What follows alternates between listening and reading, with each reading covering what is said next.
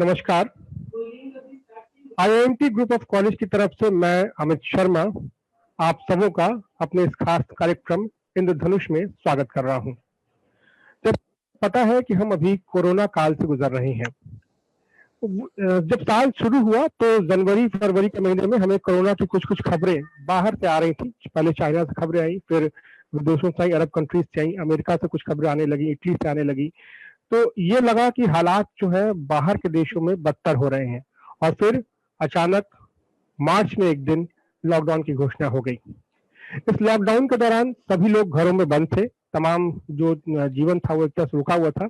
मगर इस दौरान अगर कोई जिन क्षेत्रों पर सबसे ज्यादा निर्भरता रही उसमें एक था TV news industry. TV news industry इस दौरान काफी सक्रिय रही और लोगों को तमाम खबरें पहुंचाने में उसकी महत्वपूर्ण भूमिका रही, क्योंकि प्रिंट मीडिया भी लोगों तक पहुंच नहीं पा रहा था। लेकिन जो न्यूज चैनल्स थे वो लोगों ने खूब देखे और उनकी टीआरपी भी काफी बढ़ी। और जो हम बात करते हैं कि प्रेस फोर्थ स्टेट की तरह काम करता है, लोकतंत्र के चौथे स्तंभ की तरह काम करता है, वो भूमिका एक बार फिर दिखाई पड़ी। क्योंकि जो खबरें थी कोरोना से संबंधित, वो तमाम खबरें लोग अपडेट हो रहे थे और जागरूक करने का जो काम था वो भी कहीं ना कहीं टीवी न्यूज चैनल्स कर रहे थे। लेकिन इस कोरोना काल ने कई नई चीजें भी दिखाई हैं। हम एक नई जीवन पद्धति में जी रहे हैं, जिसे न्यू नॉर्मल लाइफ कहा जा रहा है, और इसका प्रभाव जो है वो टीवी न्यूज इंडस्ट्री पे भी पड़ा है। चैलेंजेस नए हैं, ट्रेंड्स नए हैं, चुनौतियां भी नई हैं और नए आयाम भी खुल रहे हैं। इन तमाम बातों पर चर्चा करने के लिए आज हमारे साथ मौजूद है श्री मनोज श्रीवास्तव जी। मनोज जी, बहुत बहुत स्वागत है आपका। Thank you very much Amit, और आईआईएमटी ग्रुप ऑफ कॉलेजेस को बहुत बहुत धन्यवाद कि उन्होंने ये अवसर दिया। जी, मैं बता दूं कि मनोज श्रीवास्तव जी टीवी के बहुत ही वरिष्ठ पत्रकारों में से एक है। काफी लंबा अनुभव रहा है, 20 वर्षों से अधिक का अनुभव इनके पास है और अभी वर्तमान में सीएनबीसी आवाज बिजनेस चैनल में कार्यरत है। साथ ही प्राइम टाइम एंकर के रूप में भी दिखाई पड़ते हैं। और ये संजोग रहा है मेरा कि मनोज जी के साथ काम करने का लंबा मौका मुझे भी मिला है और काफी कुछ जाना समझा है। क्योंकि मैं ये बात इसलिए कह सकता हूँ कि मैंने साथ काम किया है, तो जो एक दृष्टि टीवी को देखने की इनके पास रही है वो काफी कम लोगों में होती है। टीवी को बिल्कुल नए आयाम से देखना का जो तरीका है वो उस तरीके से देखते हैं और गहरी समझ रखते हैं टीवी के सभी क्षेत्रों की। शुरुआत इन्होंने रांची से की थी। हिंदुस्तान टाइम्स में रिपोर्टिंग से जो शुरुआत हुई थी, फिर वो सहारा समय न्यूज चैनल में दिल्ली पहुंचे।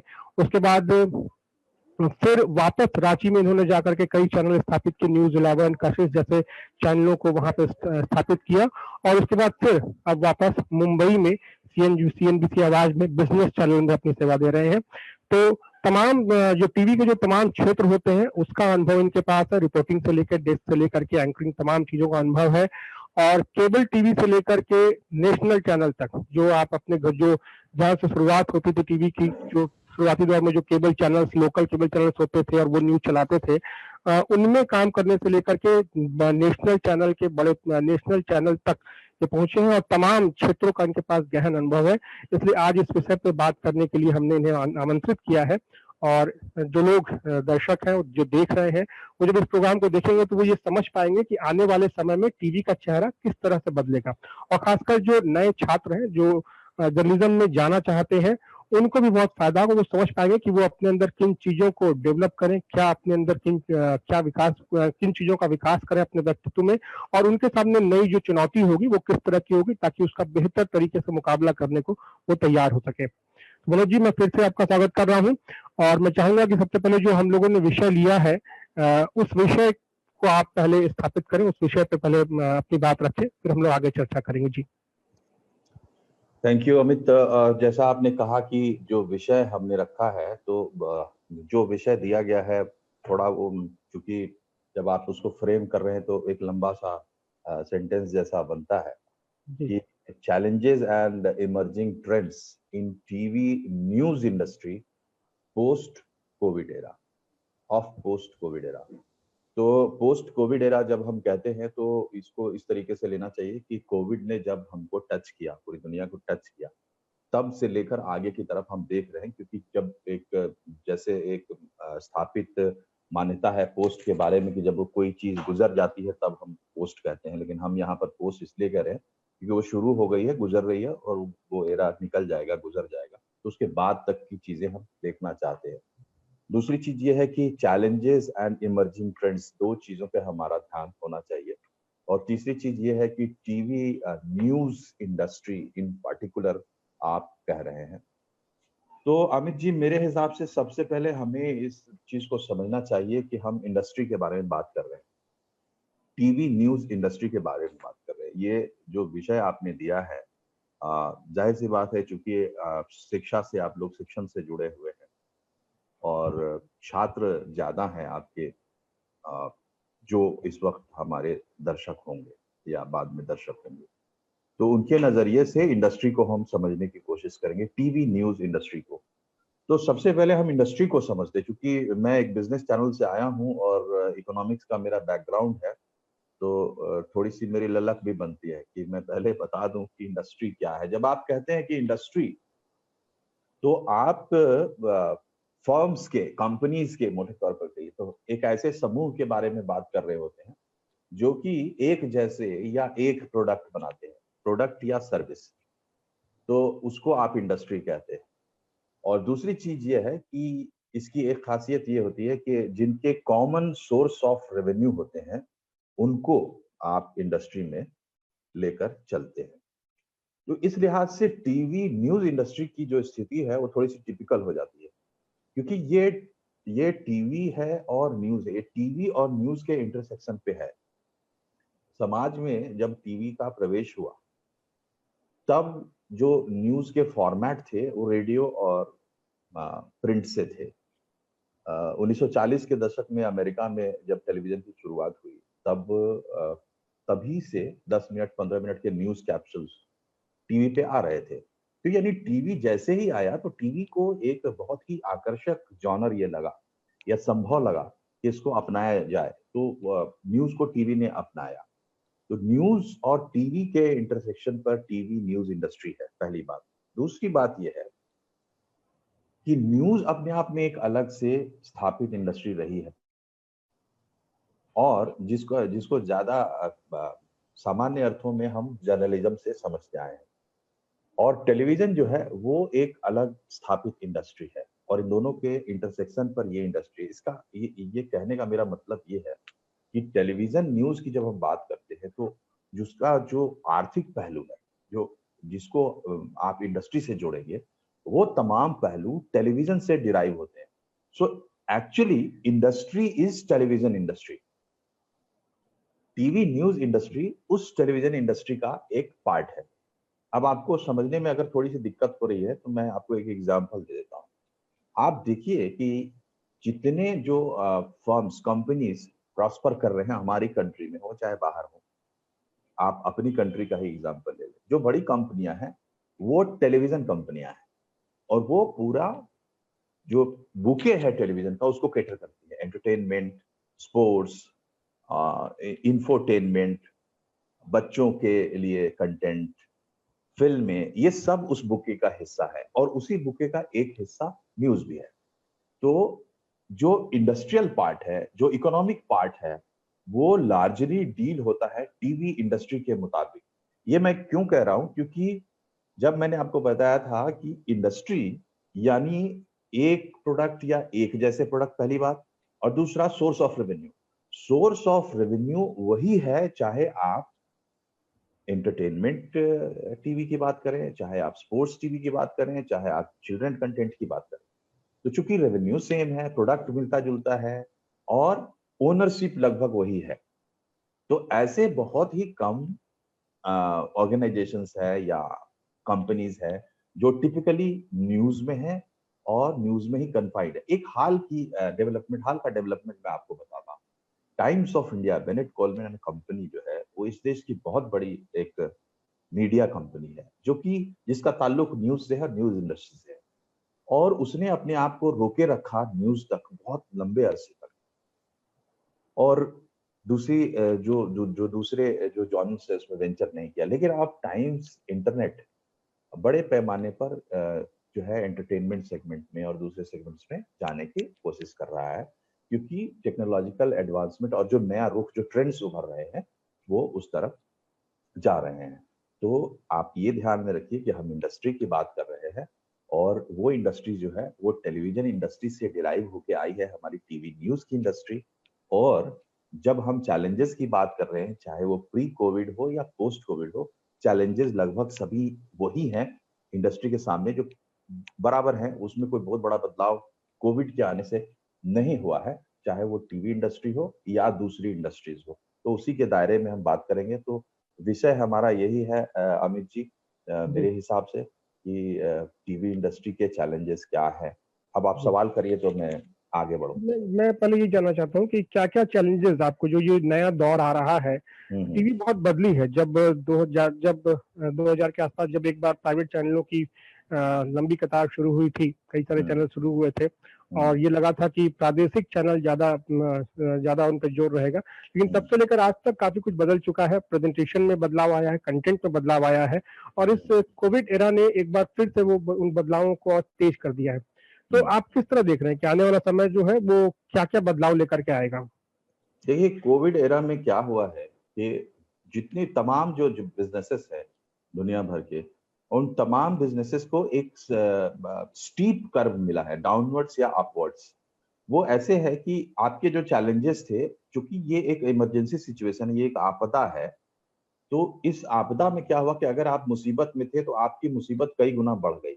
और अगर आप किसी एडवांटेज में थे जो इस आपदा को होल्ड करती है, यानी आप अगर मान लीजिए मेडिकल प्रोफेशन से जुड़े हुए हैं, तो मेडिकल प्रोफेशन से मेडिकल इंडस्ट्री के लिए ये आपदा नहीं है, ये आप भी मानेंगे, उसके लिए ये अवसर है।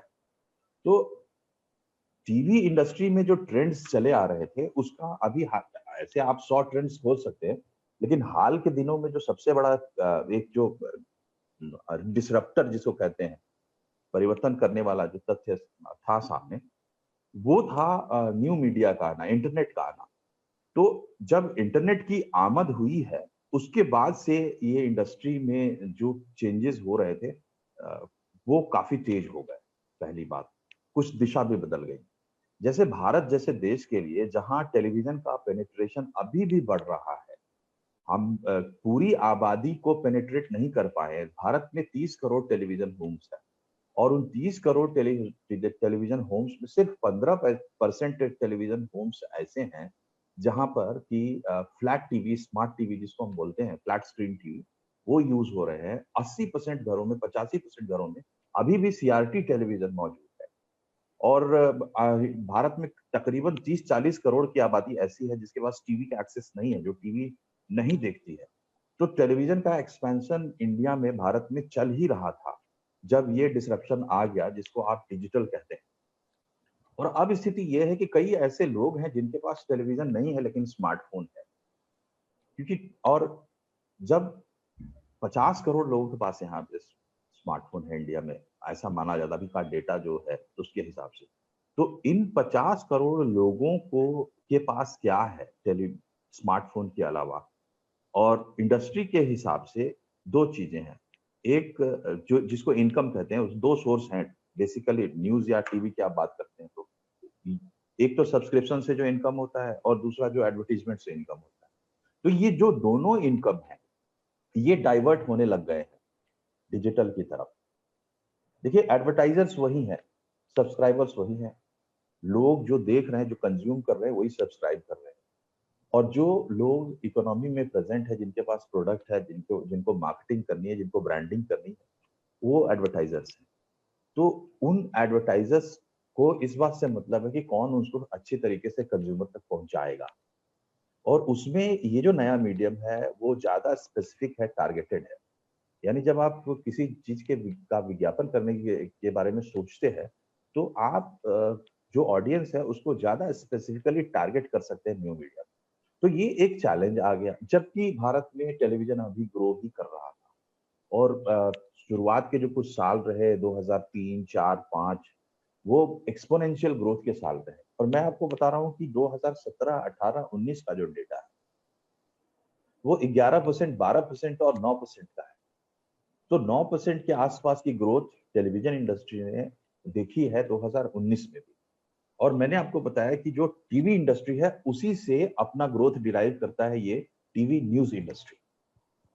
तो ये जो सिलसिला चल रहा था इसमें इंटरनेट ने आके डिसरप्ट किया। तो किस तरीके से डिसरप्ट किया, चैलेंजेस क्या खड़े किए? पहला चैलेंज जो खड़ा हुआ वो खड़ा हुआ व्यूअरशिप को लेकर, कि अब आपके सामने कितने व्यूअर्स हैं, टीवी सेट्स के सामने कितने व्यूअर्स हैं। तो देखिए व्यूअर्स टीवी सेट पे अभी भी बढ़ रहे हैं, लेकिन जो बढ़ने की रफ्तार थी वो घट गई है। और इसी को इस तरीके से इंटरप्रेट किया जाता है क्योंकि ये कई तरह के इंटरसेक्शंस पे ये मामला खड़ा है। न्यूज़पेपर, रेडियो, टेलीविजन, अखबार और उसके ऊपर फिर new media that is internet. तो ये जो 4-5 जो सर्कल्स हैं, इन सर्कल्स के इंटरसेक्शन पे न्यूज़ खड़ा है। और आप ये मार्क करेंगे कि जो एक न्यूज़ ऑर्गेनाइजेशन है वो सब तरफ अपनी पहुंच अब जो है वो बना रहा है। तो जो टीवी न्यूज़ इंडस्ट्री का जो ग्रोथ था, वो भी अफेक्ट हुआ। अफेक्ट इस टर्म में हुआ कि एक छवि ये बन रही है। और देखिए डेटा से जो छवियां बनती पूरी तरह गलत भी नहीं होती हैं। तो मैं गलत नहीं कह रहा हूँ, लेकिन मैं डाउट भी कर रहा हूँ कि जो व्यूअरशिप श्रिंक कर रहा है, वो किस तरीके से कर रहा है। उसके फाइनर डिटेल्स हैं और उस पे लोग काम कर रहे हैं। लेकिन ये एक स्थापित मान्यता अब हो गई है कि टेलीविजन का और टेलीविजन न्यूज़ का जो व्यूअरशिप है, वो श्रिंक कर रहा है, पहली बात। दूसरी चीज़ कि जो आपको रेवेन्यू मिलता है, उसका आधार यही व्यूअरशिप है। तो जब व्यूअरशिप श्रिंक कर रहा है, तो उसका fall out, natural fall out ये होगा कि रेवेन्यूज़ श्रिंक करेंगे। और रेवेन्यू श्रिंक कर रहे हैं, ये दूसरा चैलेंज है। पहला चैलेंज है अपने व्यूअरशिप को होल्ड करना। दूसरा चैलेंज है अपने रेवेन्यू को होल्ड करना। तीसरा चैलेंज जो इससे रिलेटेड है, देखिए ये बहुत एक मजेदार आर्गुमेंट मैं आपको बता रहा हूँ। टेलीविजन के का जो विकास हुआ है उसमें रेगुलेटरी नॉर्म्स का बहुत बड़ा रोल है। 1990 के दशक में अगर आप एक टेलीविजन चैनल खोलना चाहते थे तो आपको कुछ भी नहीं चाहिए था। क्योंकि जो रेगुलेशंस थे वो बने नहीं थे बहुत ज्यादा।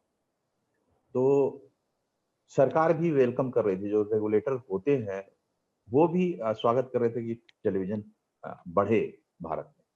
फिर केबल टीवी एक्ट 1995 आ गया और उसने डिफाइन कर दिया कि किस तरीके से आप चैनल ला सकते हो। तो रेगुलेटरी जो नॉर्म्स हैं, जो जिसको आप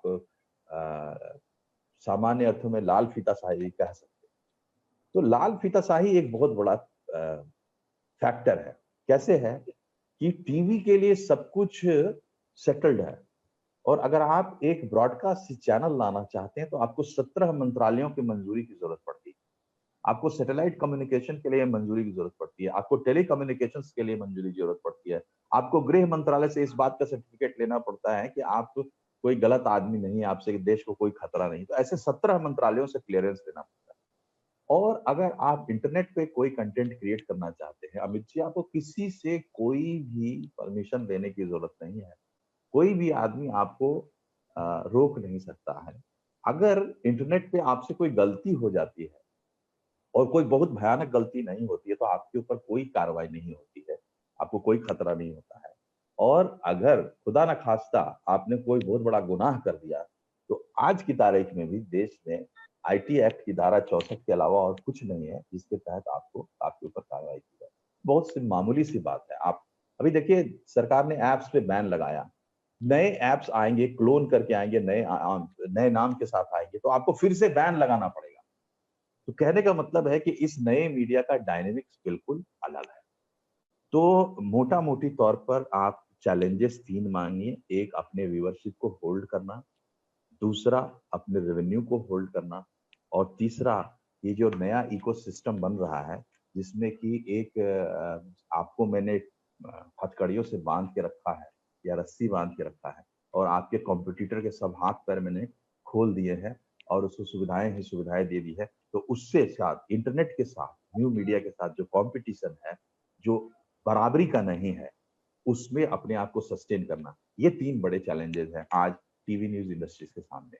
इसके अलावा कई छोटे-मोटे चैलेंजेस हो सकते हैं, लेकिन चूँकि हमें स्पेसिफिक बात करनी है तो हम ये 3 बड़े चैलेंजेस पकड़ के चलते हैं। अमित जी। जी। ये जो चैलेंजेस हैं इनसे किस तरीके से सामना हो पाएगा? इन चैलेंजेस, जाहिर सी बात है, जब इन चैलेंजेस का जब सामना करेंगे और कुछ बदलाव लाने पड़ेंगे, मैं वही जानना समझना चाह रहा हूँ आपसे कि वो जो बदलाव आ रहे हैं या आएंगे वो क्या होंगे? देखिए, इसमें बदलाव जो होने हैं वो हो रहे हैं। और चूंकि जो विषय है उसमें आपने कोविड को डाला है और इस वक्त सबके दिमाग में है, तो थोड़ा सा यहाँ पे कोविड को भी ले आते हैं। जी। तो जैसे मैंने आपको कहा कि जब न्यू मीडिया का उदय हो गया, जब इंटरनेट आ गया, खास करके न्यूज के सिलसिले में, तो ये एक बड़ा डिसरप्टर बना। और जब ये बड़ा डिसरप्टर बना तो हमारे पास एक एडवांटेज पॉइंट है इंडियन इंडस्ट्री को। देखिए, वेस्टर्न मीडिया ने, चूंकि वो लोग समृद्ध लोग हैं और उनकी इंडस्ट्री को पूंजी की कमी या इस तरह की समस्याएं जो है उतनी नहीं है जितनी हमारी है, तो वो उन लोगों ने थोड़ी लापरवाही रखी न्यू मीडिया को लेकर। इंटरनेट जिस तरीके से आ रहा था तो वेस्टर्न मीडिया ने, खास करके न्यूज इंडस्ट्री ने उसको सही तरीके से सही वक्त पर समझा नहीं, लेकिन हमारी इंडस्ट्री ने समझा, तो उसके साथ एडजस्टमेंट शुरू हो गए। और जो टीवी न्यूज इंडस्ट्री है उसने इसके साथ दोस्ती कर ली है। जैसे कोविड में ये संदेश आपको बहुत शुरुआती दौर में सुनने में आया होगा कि इसके साथ जीना होगा। तो ये जो समझदारी है, ये जो विजडम है, ये इंटरनेट को लेकर टेलीविजन इंडस्ट्री में बहुत पहले से आ गई कि इसके साथ जीना होगा। जो बहुत आशावादी लोग नहीं है, उनको शुरू में ऐसा लग रहा था कि ये बिल्कुल आपकी विदाई कर देगा, और अभी भी बहुत सारे लोगों को ऐसा लगता है कि टेलीविजन की विदाई हो जाएगी। देखिए, टेक्नोलॉजिकल चेंज है। आपको इस बात से, घर में बैठे हुए दर्शक को इस बात से फर्क नहीं पड़ता है कि जो कंटेंट उसके पास आ रहा है वो सैटेलाइट के थ्रू आ रहा है या इंटरनेट के थ्रू आ रहा है या लोकल केबल के थ्रू आ रहा है, वो कंटेंट देखता है। तो ये जो इंटरनेट आया है, ये एक नई टेक्नोलॉजी, नई मीडिया लेके आया है, नए मीडिया के जरिए आया है, जिसमें आप 5G टेक्नोलॉजी आ रही है, जो एक नेवर बिफोर एक्सपीरियंस आपको देगी। मीडियम का काम है कि जो संदेश है वो आपके पास उसी रूप में पहुंचे जिस रूप में वो निकला था, और उसमें डिस्टॉर्शन होता है, चाहे सैटेलाइट से आए, चाहे केबल से आए। लेकिन जब 5G टेक्नोलॉजी आ जाएगी तो उसमें मिनिमम डिस्टॉर्शन। इस टेक्नोलॉजी के साथ अपने आप को आपको एडजस्ट करना है। अभी जो टीवी इंडस्ट्री के जो बड़े प्लेयर्स हैं, वो सिर्फ इसलिए प्लेयर्स नहीं है कि वो सैटेलाइट से आ रहे हैं, वो इसलिए प्लेयर्स हैं क्योंकि उनके पास कंटेंट है। आप समझिए इस बात को। जो चेंजेस आप देख रहे हैं वो आप ये देख रहे हैं कि जो सैटेलाइट है उसकी जरूरत शायद नहीं है। जब 5G टेक्नोलॉजी आपके पास आएगी और वायरलेसली आप कहीं से भी टीवी को कनेक्ट कर पाएंगे उससे, तो सैटेलाइट की जरूरत नहीं रहेगी। लेकिन जो कंटेंट है उसकी आपको जरूरत रहेगी। टीवी की एक और खासियत है सैटेलाइट से जुड़ा होने की वजह से, और वो ये खासियत है कि ये एक लीनियर सिस्टम है। एक चीज चलती है, उसके बाद दूसरी चीज चलती है और उसी गति से चलती है। जबकि इंटरनेट ऑन डिमांड है। हम ये जो बातचीत कर रहे हैं, अभी ये बातचीत लीनियर है, लेकिन अभी आपके जो एडिटर हैं वो इसको 10 टुकड़ों में काट कर और वेबसाइट पे डाल देंगे तो ये ऑन डिमांड हो जाएगा। उसकी टाइटलिंग कर देंगे और जो जिस टाइटल में जिसकी दिलचस्पी होगी वो उसको एक्सेस करके देख सकता है, अपनी इच्छा के हिसाब से ऑन डिमांड देख सकता है। तो ये एक अंतर था। तो इसने यही अंतर जो है, यही चैलेंज पोज कर रहा था। इसके साथ आपको एडजस्ट करना।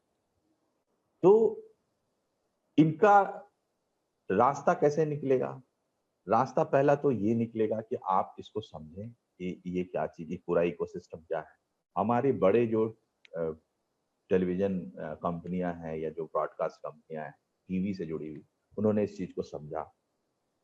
अब जमाना ओटीटी प्लेटफॉर्म्स का आ रहा है, तो आप देखेंगे कि जितने बड़े ओटीटी प्लेटफॉर्म्स हैं, कुछ नए स्टार्टअप्स को छोड़ के जो अमेरिका से निकले, जैसे नेटफ्लिक्स, जैसे अमेजोन प्राइम या इस तरीके, जी। उनको छोड़ के जो देसी आपके जो ओटीटी प्लेटफॉर्म्स आ रहे हैं, वो सब हमारे होम होम ग्रोथ जो टेलीविजन मेजर्स है उनकी तरफ से आ रहे हैं। तो आपको ये दिख रहा है कि वो लोग उसमें उसके साथ एडजस्ट कर रहे हैं।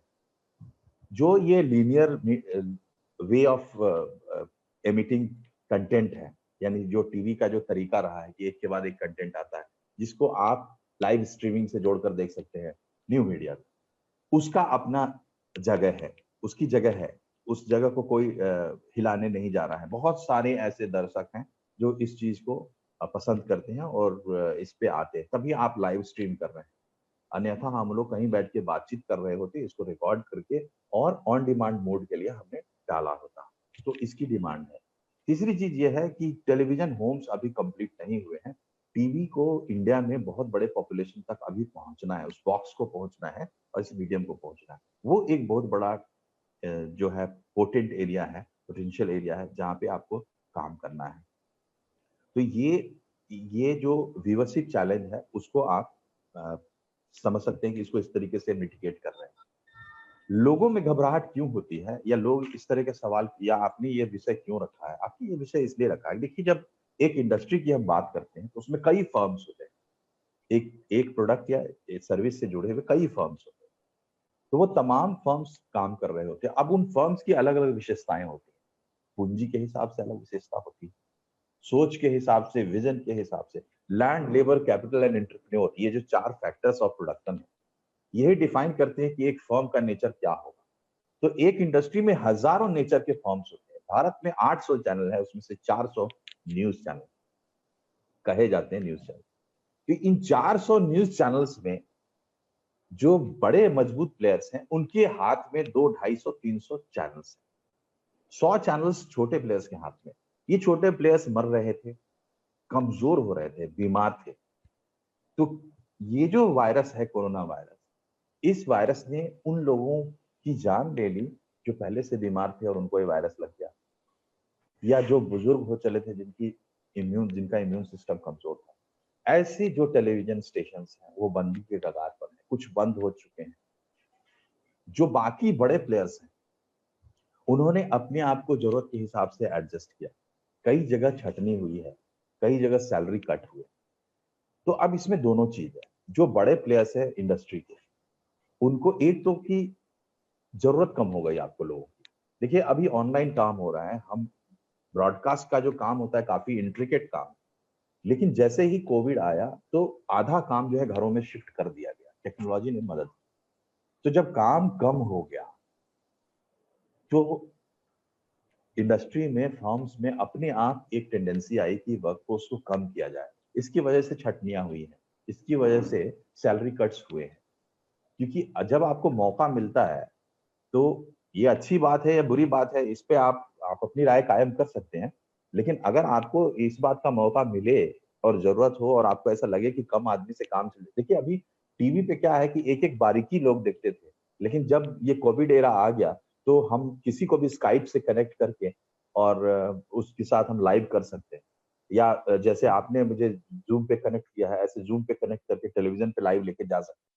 अगर आप जूम से नहीं जाते हैं, ट्रेडिशनल तरीके से जाते हैं, तो आपको एक कैमरामैन, उसका एक असिस्टेंट, पूरा कैमरा सेटअप, एक गाड़ी और ड्राइवर भेजना पड़ता गेस्ट के घर पे, और तब जाके गेस्ट कनेक्ट होता था। तो एक गेस्ट को कनेक्ट करने में आप मान के चलिए 10 से 15,000 रुपए, 10,000 रुपए आपको एक दिन में खर्च हो जाते हैं। आज वो 10,000 रुपए आपके बच रहे हैं। ये इसका एक पहलू है। दूसरा पहलू ये है कि कोविड से पहले ही हम आर्थिक मंदी के दौर में आ चुके थे, और कोविड ने एक अविश्वास पैदा किया बाजार में कि अब आगे क्या होगा। तो जो एड रेवेन्यू था, जो बड़ा सोर्स था रेवेन्यू का, वो घट गया।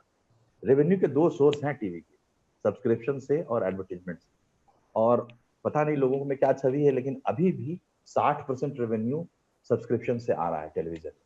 मैं न्यूज की बात नहीं कर रहा हूँ, टीवी की बात कर रहा हूँ। उसमें एंटरटेनमेंट वगैरह सब शामिल है। धीरे धीरे धीरे अब आप सब्सक्राइबर हो चुके हैं, और जितने भी चैनल्स आप देख रहे हैं उन सबके सब्सक्रिप्शन का पैसा आप दे रहे हैं, इनको पे चैनल कहते हैं। तो अब जब ये नया टैरिफ ऑर्डर आ गया ट्राई का, तो उसके तहत हर एक चैनल का की कीमत आप तय करते हैं और वो कीमत आप अदा करते हैं। तो सब्सक्रिप्शन रेवेन्यू 60% था, वो अपनी जगह है। लेकिन जो 40% शेयर था एड रेवेन्यू का, वो शेयर अचानक घट गया, थोड़ा श्रिंक कर गया, और उसके सेक्टर्स रीडिफाइंड हो गए। आपने मार्क किया होगा कि इंश्योरेंस के एडवर्टीजमेंट्स एड्स बढ़ गए हैं इन दिनों, लेकिन एफएमसीजी के एड्स अभी बरकरार है। गाड़ियों के एड्स घट गए हैं, लग्जरी आइटम्स घट गए हैं, रेस्टोरेंट का कोई एड शायद अभी आपको नहीं मिलेगा। तो ये कोविड का असर है। इसके साथ रीएडजस्ट किस तरीके से करें और इन चैलेंजेस को आप कैसे मिटिगेट करें, ये बड़ा सवाल है और इसको इंडस्ट्री कर रही है अपने तरीके से। और करने का मतलब यही है कि जैसे मैंने आपको बताया, कॉस्ट एडजस्टमेंट्स हो रहे हैं और एडजस्टमेंट्स का मतलब सिर्फ कट्स नहीं है। आप कहेंगे कि खर्च कहाँ हो रहा है? मैंने आपको बताया कि ब्रॉडकास्ट एक इंट्रिकेट काम है जिसमें टेक्नोलॉजी का बड़ा इस्तेमाल होता है। और चूंकि आपने अमित जी टेलीविजन में काम किया तो कम से कम आप समझेंगे इस बात को जी कि बिल्कुल। ब्रॉडकास्ट के सेटअप को आधा ऑफिस में रखना और आधा घर पे ले जाना बहुत आसान नहीं है। जी बिल्कुल। लेके गए लोग, लेकिन लेके गए हैं, उस पर कॉस्ट आता है। अभी मैं आपको बताता हूँ एक बिल्कुल निजी उदाहरण देता हूँ कि जैसे हम लोग टॉकबैक्स यूज करते हैं ऑफिस में जो वायर से कनेक्टेड होते हैं। एक से दूसरी जगह कम्युनिकेशन बटन प्रेस पे होता है, हॉटलाइन की जैसा। तो उसमें क्या है कि आप इमीडिएटली सामने वाले को कम्युनिकेट करते हैं और वो एक पब्लिक अनाउंसमेंट सिस्टम के जैसा होता है। उसमें स्पीकर लगा होता है तो उसमें आवाज आती है। अब वो सिस्टम भी आपके मोबाइल पे आ गया। तो ये कोई बहुत बड़ा इनोवेशन नहीं है, लेकिन जरूरत थी तो करना पड़ा। वायर को हटा के वायरलेस, और वो जो टॉकबैक था जो ऑफिस में था वो अब मेरे मोबाइल पे भी। इसमें कॉस्ट आता है और ये कॉस्ट इनकर कर रही है टेलीविजन कंपनियां कर रही है। दूसरी चीज ये है, इंटरनेट के साथ दोस्ती हो गई है।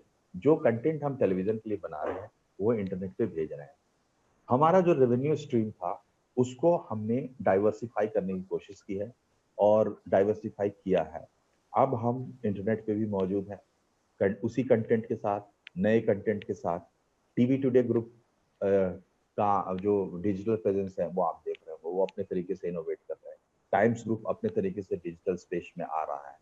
तो क्या है कि टेलीविजन जो ब्रॉडकास्ट टेलीविजन था जो सैटेलाइट से जा रहा था वो अपनी जगह कायम है। वहाँ कुछ कॉस्ट एडजस्टमेंट्स हो रहे हैं, कुछ कॉस्ट कटिंग्स हो रही हैं, लेकिन साथ के साथ जो नया मीडियम आ गया है इंटरनेट, उस पर हम अपने आप को एडजस्ट कर रहे हैं। जी, मैं वही एक चीज समझना चाह रहा था आपसे कि आपने कहा कि टेलीविजन जो एडजस्ट कर रहा है और जो नया जो मीडियम है जैसे ओटीटी प्लेटफॉर्म्स है वो उसी उसी नए माहौल में ही फल फूल रहे हैं। जैसे रेवेन्यू मॉडल जो है वो टीवी में अभी भी एडवर्टीजमेंट बेस्ड ज्यादा, एडवर्टीजमेंट का एक बड़ा हिस्सा है, जैसे आपने कहा 40% आता है। जबकि लंबे समय से टीवी जो है वो रहा है हमारे बीच, लेकिन पूरी तरह से सब्सक्रिप्शन बेस्ड मॉडल बन नहीं पाया। ओटीटी प्लेटफॉर्म एडवर्टीजमेंट छोड़ के आगे बढ़ रहे हैं, वो सब्सक्राइब करके ही सब्सक्रिप्शन बेस्ड मॉडल ही बना रहे हैं। और हो सकता है आने वाले समय में बहुत जल्दी हमें ये दिखाई पड़े कि हम पूरी तरह से एक एडवर्टाइजमेंट फ्री इंडस्ट्री में दिखाई पड़े, जहां पे हमें एड दिखे ही नहीं। अगर हम कोई फिल्म देखना चाह रहे हैं या कोई प्रोग्राम देखना चाह रहे हैं तो वो बिल्कुल अनइंटरप्टेड हो, जिसमें कोई बीच में इंटरप्शन नहीं हो ऐड का। तो ये आप इस माहौल से फिर कैसे निकल पाइएगा जब आपको अल्टीमेटली तो आपको फिर उसी माहौल में शिफ्ट करना ही पड़ेगा खुद को। देखिए, मैंने बीच में न्यू टैरिफ ऑर्डर की बात की। जो telecom regulatory authority of India है वो रेगुलेटर है ब्रॉडकास्ट का भी, टेलीकॉम का भी। तो वो पिछले साल वो एक नया टैरिफ ऑर्डर लेके आया, बहुत वो खबरों में भी था कि अब आप जितना चैनल देखेंगे उतने चैनल का पैसा देना होगा। एक्चुअली वो सब्सक्रिप्शन मॉडल की तरफ शिफ्ट है टेलीविजन का, ब्रॉडकास्ट टेलीविजन का। और मैंने आपको बताया कि 60% रेवेन्यू अभी भी टेलीविजन का सब्सक्रिप्शन से आता है, 40% रेवेन्यू एडवर्टीजमेंट से आता है। और एडवर्टीजमेंट का रोल रहेगा। देखिए, जो ओटीटी प्लेटफॉर्म्स जिनकी अभी आप बात कर रहे हैं अभी वो कम है। ज्यादातर जो उसके बड़े सक्सेसफुल मॉडल्स हैं वो सब्सक्रिप्शन बेस्ड हैं। लेकिन उनके, अब जैसे आप नेटफ्लिक्स का एग्जांपल ले लें, तो नेटफ्लिक्स जो है वो सब्सक्रिप्शन मॉडल के साथ सामने आया था। और बाद में नेटफ्लिक्स जब अमेरिका से बाहर निकला, दूसरे देशों में पहुंचा, तो उसको अपने सब्सक्रिप्शन मॉडल को रीडू करना पड़ा और काफी हद तक सस्ता करना पड़ा। तो कहने का तात्पर्य ये है कि जो आप सब्सक्रिप्शन मॉडल को जिस रूप में आज आप देख रहे हैं या कल देख रहे हैं कि वो जिस रूप में सामने आएगा, जो रूप ले लेगा, दरअसल वो अभी तय नहीं हुआ है, उस पर काम हो रहा है। और इसमें कोई दो राय नहीं है कि ये दोनों स्रोत है। यानी सब्सक्रिप्शन मॉडल से भी आपको रेवेन्यू लाना ही होगा, एडवर्टीजमेंट मॉडल से भी रेवेन्यू आपको लाना ही होगा। ओटीटी प्लेटफॉर्म्स पर जो सब्सक्रिप्शन का मॉडल है वो लोगों को पसंद आ रहा है और अगर वो चल गया और आप सब्सक्राइब करके ही ओटीटी प्लेटफॉर्म पर कंटेंट देखते हैं, तब भी आपको एडवर्टाइजमेंट मॉडल को अपनाना पड़ेगा उसके भीतर। जैसे आप देखते हैं ब्रांड कोलैबोरेशंस को, पिछले दिनों सिनेमा में भी ये एक्सपेरिमेंट हुआ। ब्रांड्स आते हैं, कंटेंट का हिस्सा बन के आते हैं, स्टोरी का हिस्सा बन के आते हैं और जो उनका पर्पस है, ब्रांड्स का जो पर्पस है वो पूरा करते हैं और जो एडवर्टाइजमेंट का रेवेन्यू है वो आपके पास आता है। तो ये अभी तक बिल्कुल स्थापित है कि दोनों सोर्स रहेंगे और दोनों सोर्स हैं। आप अगर सब्सक्रिप्शन मॉडल की बात करें तो सब्सक्रिप्शन मॉडल की तरफ टेलीविजन भी बढ़ रहा है। न्यू टैरिफ ऑर्डर का की बेसिक फिलॉसफी यही है, व्यूअर्स के हाथ में चॉइस देना और जो ब्रॉडकास्टर है उसको सब्सक्रिप्शन के बदले पैसे दिलाना। तो इसलिए सब्सक्रिप्शन मॉडल हमेशा रहेगा। ये आप अगर मान के चल रहे हैं तो आप ये भी मान के चलिए कि एडवर्टाइजमेंट मॉडल रहेगा, क्योंकि देखिए एडवर्टाइजमेंट एक जरूरत है।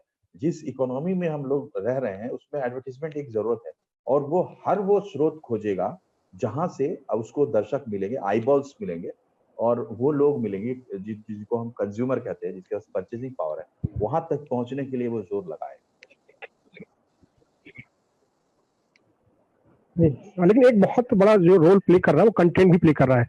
ओटीटी मॉडल जो आ रहे हैं उनका कंटेंट जो है लोगों को काफी पसंद आ रहा है, जबकि टीवी जो घर घर में मौजूद रहा है उसके कंटेंट पे लेके कई सवाल उठ रहे हैं। कंटेंट पे कई तरह के एक तरह का कहा जाए तो आरोप भी लगते हैं। जो एक न्यूट्रल होना हमारी जो खासियत टीवी इंडस्ट्री खासियत होती थी उस पर भी अब सवाल उठने लगे हैं।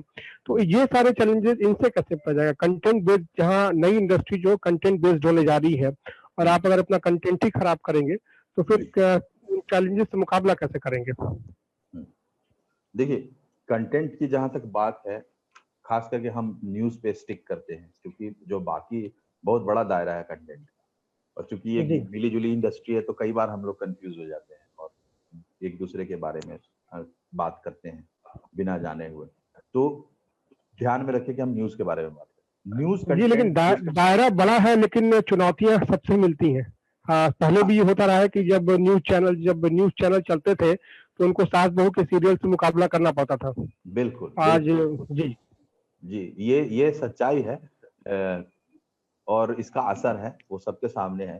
तो बात दरअसल ये है कि जो कंटेंट ओटीटी पर आ रहा है उस कंटेंट में एक नयापन है, एक खुलापन है और क्रिएशन में, कंटेंट में इसका बहुत बड़ा रोल होता है कि आपके हाथ जो है कितने खुले हुए हैं। एक आफ्टर ऑल ये आर्ट है। तो मैंने आपको बताया रेगुलेटरी नॉर्म्स के बारे में। बहुत ये बहस चल रही है कि जो चीज आप ओटीटी पर दिखा सकते हैं, इंटरनेट पे दिखा सकते हो, टेलीविजन पे नहीं दिखा सकते, ना ही आप सिनेमा में दिखा सकते। अब देखिए आपकी इस कोविड पीरियड में फिल्में रिलीज हो रही हैं ओटीटी पर और इससे पहले से फिल्में बन रही हैं सिर्फ ओटीटी के लिए, जो कि बनती ही इसलिए है क्योंकि वो ओटीटी पे रिलीज हो और अब और बनेगी। अब उनमें और हमारी जो फिल्में उनमें सबसे बड़ा अंतर क्या है? सबसे बड़ा अंतर रेगुलेटरी है। आपको थिएटर में फिल्में दिखाने के लिए सेंसर बोर्ड से सर्टिफिकेट लेना पड़ता है। मोबाइल पर फिल्म दिखाने के लिए आपको सेंसर बोर्ड से सर्टिफिकेट लेने की जरूरत नहीं। अगर आप ये संभावना आपको लगती है कि आने वाले समय में ये रेगुलेशन इंटरनेट कंटेंट पे भी लागू हो पाएगा? देखिए, क्योंकि सवाल उठ रहे हैं इस तरह के। मुझे याद है कि हाल फिलहाल में शायद चेन्नई हाई कोर्ट में एक याचिका भी दायर की गई थी इस पे। जी बिल्कुल की गई थी। और देखिए इसमें क्या है ना कि जब आप आर्गुमेंट करते हैं कि क्या अश्लील है और क्या अश्लील है, क्या होना चाहिए, किसको रोकना चाहिए, तो उसमें आधार ये होता है कि सार्वजनिक, जब आप थिएटर में बैठे होते हैं तो आपके आसपास लोग होते हैं और जब आप एक मोबाइल पे कोई कंटेंट कंज्यूम कर रहे होते हैं और हेडफोन लगा हुआ होता है तो आपके आसपास कोई भी, उससे कोई फर्क पड़ता नहीं। तो ये एक बहुत बड़ा बुनियादी अंतर है। जो तो लॉ इज लॉजिक, जहां लॉजिक है वहां लॉ है, अगर नहीं है तो आ सकता है जो आप कह रहे हैं कि क्या लॉ आ जाएगा। लॉ आएगा तो इस मान्यता को छोड़ नहीं सकता। आप बिल्कुल कंपेयर नहीं कर सकते सिनेमा। मैंने आपको कहा कि अभी जो रेगुलेशन है वो सिर्फ थिएटर्स के लिए है। क्या वो रेगुलेशन इसके लिए आ जाएगा? आ सकता है, लेकिन वो बदले हुए रूप में आएगा।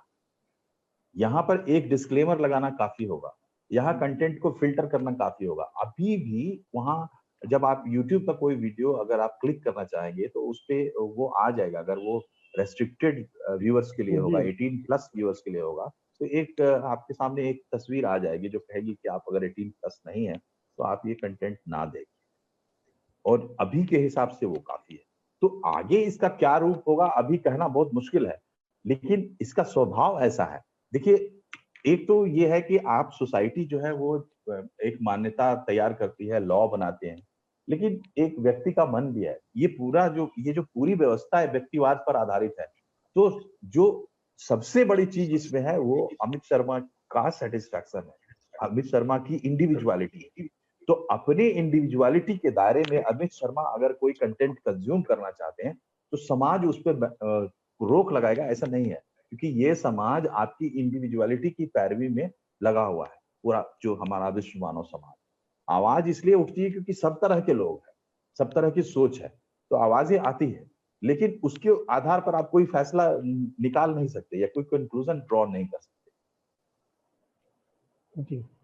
लेकिन इसका असर जो पड़ रहा है वो वही यही असर जो रेवेन्यू पे पड़ रहा है। जैसे अभी जब लॉकडाउन के दौर में टीआरपी तो वो था ही रहा टीवी चैनल्स का, लेकिन जो एड आने थे वो कहीं ना कम हुए, रेवेन्यू पे काफी असर पड़ा। तो ये हुआ कि बहुत बड़ी संख्या में लोग निकाले गए, खासकर प्रिंट मीडिया पर बहुत जबरदस्त असर पड़ा। प्रिंट मीडिया में कई एडिशंस बंद हो गए, कई सारे मीडिया हाउसेस ने ई अखबार ही ई पेपर ही शुरू कर दिया।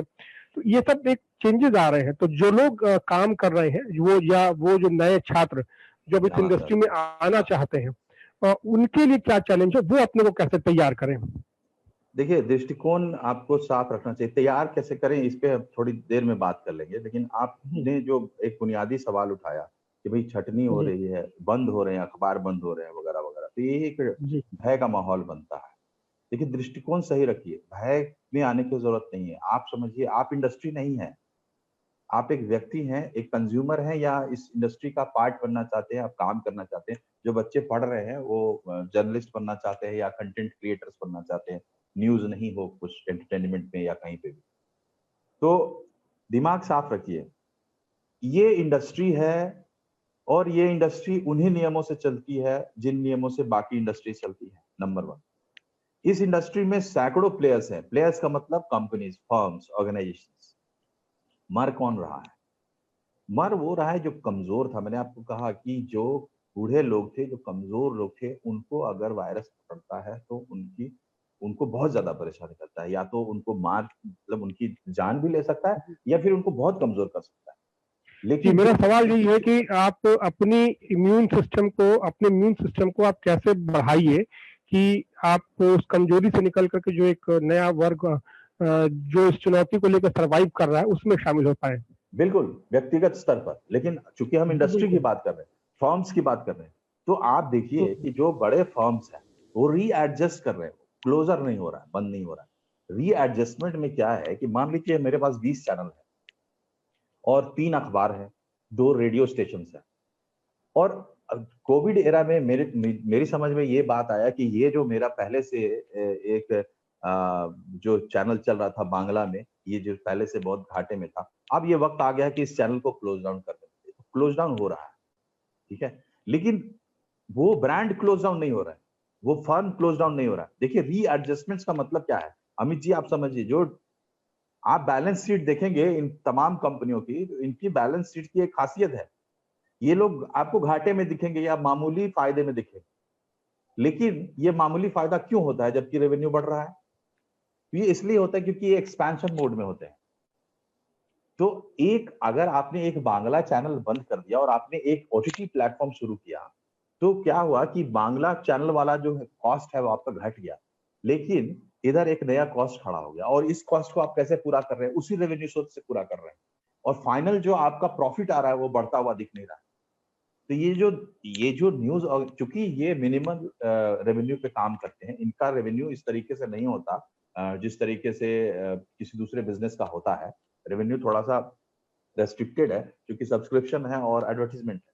तो इसलिए वो बहुत बड़ा सोर्स नहीं है, मगर फिर भी वो रेवेन्यू बढ़ सकता है। अगर एक चैनल आप याद कीजिए कि 1995 में आपके पास कितने चैनल्स थे और जो बड़े प्लेयर्स थे वो आप कितने चैनल्स में एक्सपैंड हो गए। जी एक अपना इंडिजीनियस ब्रांड है इंडिया का, जिसने बहुत पहले शुरुआत कर दी थी। और अब जब वो उसने शुरुआत की थी तो एक चैनल था जिसपे सब कुछ आता था। अब उनके पास 75 चैनल्स है, दुनिया भर में देखे जाते हैं। तो ये जो एक्सपेंशन हुआ है इसका कॉस्ट आया है और वो रेवेन्यू से ही उसको सफिस किया गया है। लेकिन जब आप इसका टॉप लाइन देखेंगे कि ये कितना प्रॉफिट ये लोग करते आए हैं, तो प्रॉफिट आपको बहुत मिनिमल दिखेगा। तो शेयर होल्डर्स तो के लिए ये बहुत अट्रैक्टिव कंपनीज नहीं है। जी बिल्कुल। तो ये अगर प्रॉफिट कम हो रहा है तो उसके बावजूद भी चैनल चल रहा है, शायद एक बड़ा रीजन, जैसे आपसे पहले बात हो रही थी तो आपने कहा भी था कि पावर जुड़ा होता है जब आप किसी न्यूज चैनल्स को लेकर के आते हैं, तो वो का रीजन तो रहेगा। तो इसका मतलब है कि एक जो चैनल्स हैं, अखबार है, ये रहेंगे आने वाले समय में भी।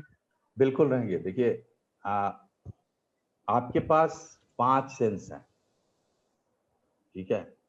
आपकी आपकी आंख है, आपकी कान है, नाक है, त्वचा है और जीभ है। तो आप लाइट सेंस कर सकते हैं, साउंड सेंस कर सकते हैं, आप स्मेल सेंस कर सकते हैं, टेस्ट सेंस कर सकते हैं और टच सेंस कर सकते हैं। मीडिया आपके इन्हीं 5 सेंसेस को टच करने का एक जरिया है और न्यूज मीडिया उस मीडिया के थ्रू आप तक जो आपके लिए जरूरी चीज है, राजनीतिक चीज है। राजनीतिक मतलब जैसे आप एक व्यक्ति हैं और एक व्यक्ति से बाहर जब आपकी जरूरतें फैलती है, एक समाज जब आप बन जाते हैं, तो पूरा कम्युनिकेशन आपके अंदर नहीं रहता है, बाहर होता है। उस कम्युनिकेशन से आपको जोड़ने का एक जो जरिया है, यानी जो सबसे काम का मीडिया है आपके लिए, वो न्यूज है। यही इसकी सबसे बड़ी ताकत है। तो इसलिए ये रहेगा, इसमें कहीं कोई संदेह नहीं है। टेक्नोलॉजी चेंज होती है। देखिए जब तक छपा खाना नहीं आया था तब तक चट्टानों पे लिख रहे थे या ताड़ के पत्तों पर लिख रहे थे। अब आप कहेंगे कि जब छपा खाना आ गया तो ताड़ के पत्ते साफ क्यों हो गए? तो भाई टेक्नोलॉजी बदल गई। और जब रेडियो आ गया तो कहने लगे, लोगों को साउंड के थ्रू उसको करने लगे।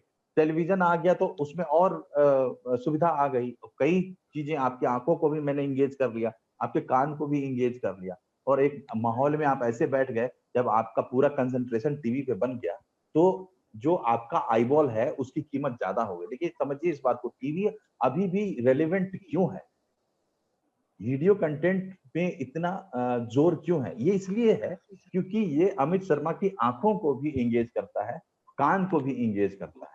तो दिमाग का बड़ा पोर्शन मैंने आपका एंगेज कर लिया। अब मैं आपको जो संदेश दूंगा आप बेहतर ग्रहण करेंगे। और जो बिजनेस पर्पस है, यानी जो एडवर्टाइजर मेरे सर पे बैठा हुआ है, जो मेरे थ्रू आप तक पहुंचना चाहता है, उसको भी ज्यादा अच्छा लेवल ऑफ अटेंशन मिलता है। तो कहने का मतलब यह है कि मीडियम है और उस मीडियम से आपकी जरूरतें हैं, इंफॉर्मेशन, एजुकेशन, एंटरटेनमेंट। एंटरटेनमेंट, यही जरूरतें जी हैं जी। आपकी। इन जी जरूरतों में जो न्यूज का रोल है वो अपनी जगह है और रहेगा। जी।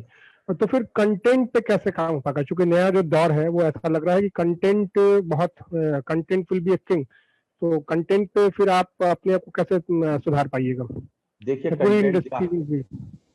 मैं अ, सिर्फ, जैसे अभी हम लोगों ने बात की कि चुनौती तो कंटेंट पे मिल रही है, लेकिन उस चुनौती को आप पार कैसे पा पाएंगे, क्योंकि रेगुलेशंस तो रहेंगे, या आपको ऐसा ऐसा भी नहीं करना है कि आपको उसी तरीके से अपने कंटेंट देने हैं, लेकिन अभी भी कंटेंट पे सवाल जो उठने लगे हैं, आप वापस से अपने कंटेंट को कैसे बेहतर कर सकते हैं?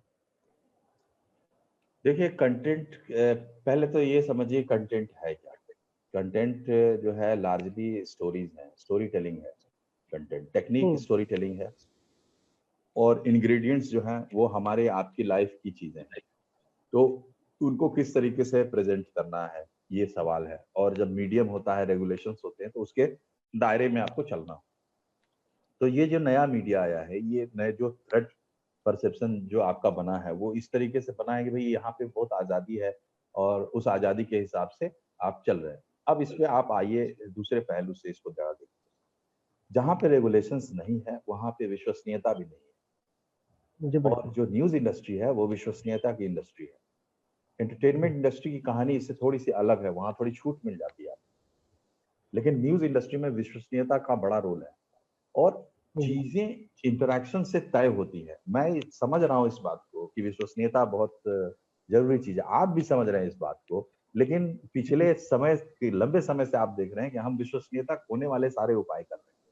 अब ये बिल्कुल कॉम्प्लेक्स यही। फिनोमेना है, इसमें कई तरह के फोर्सेस काम करते हैं जिसकी वजह से झुकाव जो है इधर या उधर होता रहता है, लेकिन विश्वसनीयता ही है जो अभी भी इस मीडियम की ताकत है, न्यूज मीडियम की ताकत है। लोग धीरे धीरे इस चीज को समझ रहे हैं। फेक न्यूज का जो जोर आज से 2 साल पहले था आज नहीं है, क्योंकि हम एक बड़ा पॉपुलेशन है, तो एक स्ट्रैटा में, एक स्तर में जब फेक न्यूज का बोलबाला बिल्कुल खत्म हो जाता है, आप समझते हैं कि नहीं अब इससे फेक न्यूज से आपको छुटकारा मिल गया, तो अब तक वो एक नया पॉपुलेशन ढूंढ लेता है, एक नया स्ट्रैटा ढूंढ लेता है। आप आश्चर्य करेंगे कि जो जोक्स, जो कहानियां, जो कंटेंट कोविड के बारे में मुंबई में अप्रैल के महीने में सर्कुलेट हो रहा था, वही कंटेंट सेम टू सेम उसी अंदाज में आज बिहार में सर्कुलेट हो रहा है, क्योंकि जो जो लोगों का जो सोच है वो जो यहाँ 2 महीने 3 महीने पहले थी वो अब वहां बन रही है, तो वही कंटेंट वहां चल रहा है। तो ये एक बड़ा वास्ट सोसाइटी है हमारा इंडिया, इसमें कई स्तर के आज भी यहाँ फिएट कार्स चल रहे हैं और अम्बेसडर कार्स चल रहे हैं, चला रहे हैं लोग। लैम्ब्रेटा के स्कूटर्स भी, लैम्ब्रेटा के तो नहीं लेकिन बाद में बजाज के स्कूटर्स जो थे पुराने वो अभी भी चल रहे हैं। तो ये मल्टी स्ट्रेटा सोसाइटी में ये एक बहुत ही पोटेंट, देखिए वो लोग जो चला रहे हैं फिएट, उनको फ्री में नहीं मिला है, उन लोगों ने भी पैसा दिया है और उसमें फ्यूल डालते हैं तब चलाते हैं, तो मार्केट है वो। देखिए इंडस्ट्री मार्केट खोजती है, टेलीविजन का मार्केट अभी बचा हुआ है इंडिया में, बहुत बचा हुआ। और जो एग्जिस्टिंग मार्केट आज के तारीख में जब इंटरनेट पे इतना जोर आपको है, इतना फैसिनेशन है, अमित जी, एडवर्टीजमेंट का मेजर शेयर अभी भी टेलीविजन के पास है। जी बिल्कुल। मेजर व्यूअरशिप अभी भी टेलीविजन के पास है। ऑन एन एवरेज, ये बार्क का डेटा है, ऑन एन एवरेज 3.25 घंटे टेलीविजन व्यूइंग है इंडिविजुअल टेलीविजन सेट्स पे। तो जी ये ह्यूज डेटा है। सब्सक्रिप्शन का मेजर पोर्शन टेलीविजन के पास है। सब्सक्राइब आप कर सकते हैं 3-4 ओटीटी प्लेटफॉर्म्स को, 5वें को नहीं कर सकते, इसलिए वहां सिंडिकेशन चल रहा है। आज आप देखेंगे कि जो नए ओटीटी प्लेटफॉर्म्स आ रहे हैं, नाम लेना सही नहीं है, बार जी बार किसी का नाम लेना उसको ब्रांडिंग करने के जैसा है, तो जी वो बिल्कुल। क्या है कि वो सिंडिकेट कर रहे हैं। छोटे छोटे ओटीटी प्लेटफॉर्म्स आए, उन्होंने कंटेंट तैयार किए लेकिन वो सब्सक्राइबर नहीं ला पाए, और एडवर्टीजमेंट का जो फॉर्मूला था उस पर भी वो उतने सक्सेसफुल नहीं हुए। उनके सामने वो क्या करेंगे, उनके सामने विकल्प क्या है, तो सिंडिकेशन हो गया। जो बड़े ओटीटी प्लेटफॉर्म्स हैं उन लोगों ने उनका कंटेंट उठा लिया और उस कंटेंट को वो अपने बड़े प्लेटफॉर्म पे चला रहे हैं, उनको उनका कॉस्ट दे दिया गया और एक मार्जिनल प्रॉफिट दे दी गई। तो कहने का मतलब ये है कि टेलीविजन अभी बड़ा प्लेयर है और आगे आने वाले 5-10 साल तक कम से कम टेलीविजन बड़ा प्लेयर रहेगा, इसमें कहीं कोई दो राय नहीं है। आप टीवी इंडस्ट्री में ये समझिए चैलेंजेस हैं और ये ट्रेंड्स हैं, ट्रेंड्स रीएडजस्टमेंट का है, और रीएडजस्टमेंट का मतलब कंटेंट का रीएडजस्टमेंट, पूरा बिजनेस मॉडल का रीएडजस्टमेंट, मीडियम का रीएडजस्टमेंट, टेक्नोलॉजी का रीएडजस्टमेंट, सब कुछ एक साथ चल रहा है। ये कॉम्प्लेक्स है, इसको बिल्कुल एकदम लकीर से आप कहेंगे खींच खींच के समझ जाना तो थोड़ा मुश्किल है, लेकिन आप ये समझिए कि इंडस्ट्री है, उसके प्लेयर्स हैं, उसके पीछे पूंजी है, उसके पीछे एंटरप्रेन्योर्स हैं, और उसके उसके सबसे बड़े स्टेक होल्डर्स उसके व्यूअर्स हैं। वो अपनी जगह है और वो रीएडजस्ट कर रहा है। जी। तो आने वाले समय में न्यूज चैनल्स ओटीटी प्लेटफॉर्म पे भी दिखाई पड़ेंगे, कई चैनल्स चल भी रहे हैं अभी। हाँ, चैनल्स इस रूप में, देखिए चैनल्स को जैसे ओटीटी पे जैसे ही आप जाते हैं तो आपके पास एक ऑप्शन आ जाता है, उस ऑप्शन का नाम है ऑन डिमांड। नेचर में जरा सा अंतर है बस। टीवी पे, सैटेलाइट टीवी पे आप ऑन डिमांड ज्यादा नहीं हो सकते, क्योंकि जो टू वे कम्युनिकेशन है अभी, रिलायंस जियो जो एक बहुत बड़ा प्लेयर बन के उभर रहा है, तो उनकी एजीएम जब हो रही थी तो उनके जो डायरेक्टर्स हैं वो बता रहे जी थे कि क्या कमाल वो कर रहे हैं जियो पे। तो उन्होंने कहा कि हम इंटरैक्टिव टेलीविजन लेकर आ रहे हैं, जहां आप ऑप्शंस बता सकते हैं, आप गाइड कर सकते हैं। तो ये कुछ चीजें हैं जो यहाँ आके एडिशनल जुड़ जाएंगी। लेकिन जो ट्रेडिशनल प्लेटफॉर्म्स हैं वो अपना कंटेंट दे रहे हैं, ओटीटी पर लेके आ रहे हैं, और ऑन डिमांड कंटेंट, सीओडी जिसको बोलते हैं, कंटेंट ऑन डिमांड फॉर्मेट में लेके आ रहे हैं। जितने तमाम बड़े चेहरे, बड़े ब्रांड्स आपको आज दिखाई दे रहे हैं मेन स्ट्रीम मीडिया में, वो तमाम ब्रांड्स और बड़े चेहरे ऑलरेडी इंटरनेट पे, ओटीटी पे, या जो नया जो माहौल है, इकोसिस्टम है, उस पे ऑलरेडी आ चुके हैं और आ रहे हैं, बड़े पैमाने पर आने की तैयारी है। जो नहीं आएंगे उनको उनको दिक्कत होगी, उनका सफाया हो जाएगा। जी, तो मेरा सवाल फिर वही कि तो फिर जो लोग अभी जिन्होंने अपना करियर स्टार्ट किया इस इंडस्ट्री में है, या जो लोग इस इंडस्ट्री में अपना आने वाला समय बिताना चाहते हैं, करियर बनाना चाहते हैं, वो अपने में क्या वो अपने को कैसे तैयार करें, क्या चेंजेस लाएं, उनकी दृष्टि क्या होनी चाहिए, उनका विजन क्या हो? यस, ये बहुत अच्छा सवाल है, हर आदमी के मन में रहता है, साफ जवाब कहीं से मिलता नहीं। मैं बिल्कुल साफ जवाब आपको दूंगा। इसमें मैंने जो भी अभी तक बातचीत की वो बहुत काफी कंफ्यूजिंग है, मैं इस चीज को समझ रहा हूँ। और इस तरह अंदाज में इसलिए बताया क्योंकि सच है, ये सच हमेशा कंफ्यूजिंग होता है, स्ट्रेट नहीं होता है, there is nothing black and white. But अभी मैं आपको साफ बात बता रहा हूँ। देखिए, ये जिस सेटअप पे हम लोग काम कर रहे हैं, ये ओपन इकोनॉमिक सेटअप है, ठीक है, फ्री मूवमेंट है इसमें, सब चीज का, लैंड, लेबर, कैपिटल, एंटरप्रेन्योर, सबका, ह्यूमन रिसोर्स, फ्री मूवमेंट है।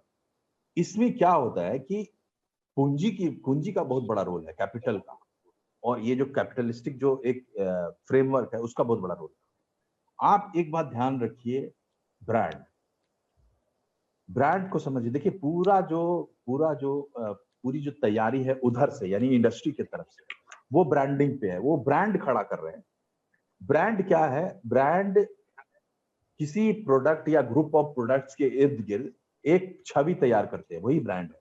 और वो छवि में क्या है? प्रोमिसेस है, विशेषताएं हैं, जो आपको कहानियां उस ब्रांड से जुड़ी हुई, उसकी विशेषताएं बताई जाती है। तो आप ब्रांड पे ध्यान रखिए, क्योंकि वहां से ब्रांड ही आ रहे हैं। आप ये मत समझिए कि आपको करियर बनाना है, आप ये समझिए कि आपको ब्रांड से एसोसिएट होना है, आपको ब्रांडिंग सीखनी है, आपको ब्रांडिंग में मददगार होना है। तो ब्रांड का कॉन्सेप्ट अगर दिमाग में आपके क्लियर है, एक इंडिविजुअल जो करियर बनाने जा रहा है उसके दिमाग में ये बात बिल्कुल साफ साफ दर्ज होनी चाहिए, bigger the brand better everything. तो कल को रीएडजस्टमेंट, जो कॉम्प्लेक्स बातें मैंने बताई, वो इनका टॉपिक, इनका सब्जेक्ट है, जो इंडस्ट्री के प्लेयर्स है ये रीएडजस्टमेंट कर रहे हैं। आपकी नजर इस बात पे होना चाहिए कि कौन बेहतर रीएडजस्ट कर रहा है, कौन बेहतर परफॉर्म कर रहा है। आज का बड़ा खिलाड़ी जो टेलीविजन का है, अगर वो रीएडजस्टमेंट नहीं करेगा, 5 साल के बाद वो नहीं होगा। आज का छोटा खिलाड़ी अच्छे से रीएडजस्टमेंट करेगा, वो बड़ा खिलाड़ी होगा। और इस पूरे प्रोसेस में उसकी जो ब्रांड इमेज है वो उसकी कहानी बताएगी। सो ब्रांड पे नजर रखिए, ये ब्रांड क्या कहानी कह रहा है। कोई एक बड़ा मीडिया ब्रांड है तो उसकी दिशा दशा, वो ही उसकी कहानी बनती है, ब्रांड की कहानी बनती है। उसके मैं अगर एक ब्रांड हो, मीडिया ब्रांड हो, तो मैं क्या क्या चीज आपके लिए ला रहा हूँ, ये आपको पता चलता रहता है। और जब आप इस इंडस्ट्री का पार्ट होना चाहते हैं तो आपकी नजर भी थोड़ा ज्यादा होती है। तो आप देखिए कि कौन रीएडजस्टमेंट कर रहा है। आपको पता है ना कि न्यू मीडिया आ रहा है, लेकिन आप इस बात का ध्यान रखिए, इस फेर में मत पड़िए कि जो शुद्ध रूप से न्यू मीडिया का ब्रांड है वो ज्यादा अच्छा करेगा। जो ट्रेडिशनल प्लेयर्स हैं वो धुल जाएंगे, ऐसा नहीं है, क्योंकि जो ट्रेडिशनल प्लेयर्स हैं उनके पास एक ट्रेडिशनल विजडम तो है, लेकिन अगर उनके अंदर एडेप्टेबिलिटी है तो उनके पास एक मजबूत ब्रांड है, उनके पास संसाधन है, पैसा है, इसलिए वो थोड़े से रीएडजस्टमेंट के साथ आगे बढ़ गए। तो ब्रॉडर सेंस में आप ये विजन बना के चलिए, ब्रांड्स को देखते रहना है, ब्रांड्स को लोकेट करना है, ब्रांड्स के साथ जुड़ना है, आपका एनरिचमेंट भी ब्रांड्स के थ्रू ही होगा। तो विजन की बात ये है।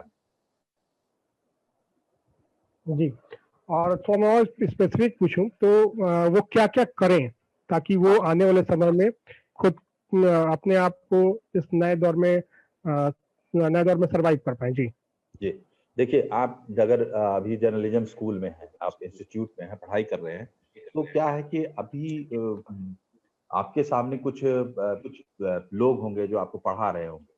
और आपके सामने कुछ पाठ्यक्रम होगा, सिलेबस होगा, कोर्स होगा, तो आप पहला तो काम ये कीजिए कि अपने पाठ्यक्रम को और अपने टीचर्स को सीरियसली लीजिए। और जो लोग वो लोग अभी आपको देखिए, बैटिंग सभी लोग करते हैं, लेकिन तेंदुलकर की बैटिंग को एक बेंचमार्क माना जाता है। तो उसमें खासियत ये है कि वहां पे क्लास भी है। आपका होमवर्क मजबूत होता है अगर हिस्ट्री ऑफ जर्नलिज्म अगर आपको पता है तो आपके लिए जर्नलिज्म आसान होता है। आपको अगर देश का कॉन्स्टिट्यूशन पता है तो जर्नलिज्म आपके लिए आसान होता है। अगर आपको टेक्निक्स ऑफ स्टोरी टेलिंग पता है तो जर्नलिज्म आपके लिए आसान होता है। अगर आपने अपने लैंग्वेज स्किल्स पे काम किया है तो जर्नलिज्म आपके लिए आसान होता है। अगर आपने अपने कैमरा स्किल्स को डेवलप किया है, अगर आपने अपने वॉइस स्किल्स को डेवलप किया है, तो वो आसान होता है। तो जो अभी आपको बताया जा रहा है उसको खूब अच्छे से करना है, ये पहला टिप है। ये आपको प्लस में, जैसे अभी आप मास्क पहनेंगे, मास्क इस बात की गारंटी नहीं है कि आपको वायरस नहीं, लेकिन मास्क अगर आप पहनेंगे तो चांसेस कम है कि आपको वायरस हो। तो थ्योरीज में, बेसिक्स में बिलीव करिए और बेसिक्स को प्रैक्टिस करिए, ये बहुत जरूरी है। ये आपको आने वाले दिन के लिए तैयार कर रहा है और आपसे उम्मीद इंडस्ट्री अभी यही कर रही है। आप अगर कॉलेज में हैं और मैं जाता हूं वहां पर कैंपस सिलेक्शन के लिए, तो मैं यही देखना चाहूंगा कि कॉलेज में किसने अच्छी तैयारी की। मुझे वहां पर ये पता नहीं चलेगा कि इसमें से कौन जो है वो अमिताभ बच्चन है। वो एकेडमी में लड़कों को देख के, बच्चों को देख के इंटरव्यू में ये पता नहीं चलता है कि आगे चैंपियन कौन बनेगा, लेकिन ये पता चल जाता है कि इस बंदे की बेसिक तैयारी सही है। और वो देखिए, बेसिक तैयारी के साथ एक और गारंटी आती है अमित, एकेडमी में अच्छा करने का मतलब ये होता है कि आप डिसिप्लिन्ड है। जो एकेडमिक डिजाइन है, जो पूरा कोर्स मटेरियल है, देखिए ये भी एक इंडस्ट्री है जिसमें आप काम कर रहे हैं, एजुकेशन की इंडस्ट्री। ये इंडस्ट्री भी अपने आप को रीएडजस्ट करती है और रिफर्बिश करती है, अपडेट करती है। तो कैसे करती है? ये इंडस्ट्री के डिमांड को ध्यान में रखकर अपने आप को रिफर्बिश करती है, ताकि ये आपका जो प्रोडक्ट है, बच्चे हैं वो आपके प्रोडक्ट है, तो आप इस पे आपका फोकस होता है कि हम ऐसा प्रोडक्ट कैसे तैयार करें कि इंडस्ट्री उसको फटाफट एब्जॉर्ब कर ले। समझ रहे हैं? तो इंडस्ट्री के डिमांड पर एकेडमीज काम कर रही है। तो आप जो बच्चे हैं उनको इस बात को समझना चाहिए कि हमारा जो एकेडमी है वो जो चीजें हमारे सामने रख रहा है वो जरूरी है उनको अपनाया जाए। पहली बात, जब आप इसको अपनाएंगे आपके अंदर वो डिसिप्लिन आएगा जो इंडस्ट्री की जरूरत है, जो आपको आपके एकेडमी के माध्यम से पता चल रहा है, तो ये आपको करियर में फर्दर मदद करेगा। और कुछ खास चीजें हैं जो न्यूज के लोगों को जरूर ठीक रखनी चाहिए।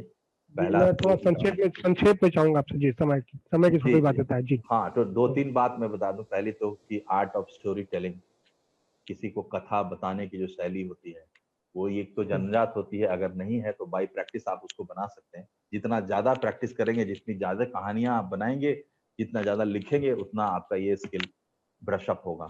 दूसरा, लैंग्वेज, चाहे आपके और लैंग्वेज में हिंदी और अंग्रेजी यही दो भाषाएं नहीं है, जो तमाम आपकी बोलियां और भाषाएं हैं वो तमाम जो है मीडिया के लिए इम्पोर्टेंट है। तो आप अपने लैंग्वेज स्किल्स पे काम कीजिए। और तीसरी चीज, a journalist should be a journalist. आपका जनरल नॉलेज बहुत स्ट्रांग होना चाहिए और लगातार इस पर आपको काम करना चाहिए, करंट अफेयर्स के टच में रहना चाहिए। तो ये कुछ 2-3 स्किल्स हैं जो आपको हर हाल में काम आएंगी। और अब चूंकि अब नया समय आ गया है, तो कैमरा स्किल्स, टेक्नोलॉजी से फ्रेंडली होना, डरना नहीं। और चूंकि टेक्नोलॉजी सब चीज को रीडिफाइन कर रहा है, तो टेक्नोलॉजिकल स्किल्स पे भी अपना काम करें। बहुत कॉमन सेंस की बातें, इसमें कोई रॉकेट साइंस है नहीं, या मैं कोई अलग से कोई बड़ी रोशनी आपको दिखा पाऊंगा, ऐसा नहीं है। तो ये बेसिक चीजें, इस पर जरूर काम करें। जी जी, यानी कि अगर आपके बेसिक स्किल्स आपने डेवलप कर लिए अच्छे हैं, तो टेक्नोलॉजी कोई भी हो मेरे ख्याल से आप उसमें एडजस्ट कर सकते हैं। अगर आपको लिखना आता है तो आप अखबार के लिए भी लिख सकते हैं, टीवी के लिए भी लिख सकते हैं, और आने वाले समय में आप ओटीटी प्लेटफॉर्म्स के लिए भी लिख सकते हैं। थोड़ा सा अंदाजे बड़ा अलग हो सकता है, लेकिन अच्छा लिख रहे हैं तो सब जगह अच्छा ही माना जाएगा। जी बिल्कुल, चलिए लिखना और बताना। जी जी, मैंने वही एग्जांपल दिया जी। हाँ, तो चलिए, बहुत अच्छी बातचीत रही और काफी विस्तार से चर्चा हम लोगों ने की टीवी न्यूज इंडस्ट्री के बदलते आयाम के बारे में। मेरे ख्याल से जिन लोगों ने भी इस चर्चा में शिरकत की होगी, शरीक हुए होंगे, उनको जरूर फायदा हुआ होगा। जाहिर सी बात है कि जब बदलाव आते हैं तो थोड़ा सा उनमें एक भ्रम की स्थिति होती है। अभी हम शायद उसी दौर से हैं, तो चीजें बहुत ब्लैक एंड व्हाइट में नहीं है, मगर इसी समझ को जो जितना अपने अंदर डेवलप कर पाएगा, मुझे लगता है कि आने वाले समय को वो उतना ही बड़ा प्लेयर होगा, अपने आप को उतना ही बेहतर तरीके से स्थापित कर पाएगा। आज आप आए, हमारे साथ शरीक हुए, और अपने जो आपका गहन अनुभव रहा है वो आपने तमाम लोगों के साथ शेयर किया। इसके लिए आपका बहुत बहुत धन्यवाद। हृदय से धन्यवाद है आपको, दिल से धन्यवाद है। और उम्मीद करते हैं कि आने वाले समय में भी हम आपको बुलाएंगे और इस विषय पे और भी चर्चा हम लोग और करेंगे, ताकि और बेहतर तरीके से इस विषय को समझा जा सके। आपका भी बहुत बहुत धन्यवाद अमित जी, और IIMT ग्रुप ऑफ मैनेजमेंट को मेरा कॉलेजेस को मेरा बेस्ट विशेस। आपको बहुत बहुत जी शुभकामनाएं। जी, धन्यवाद।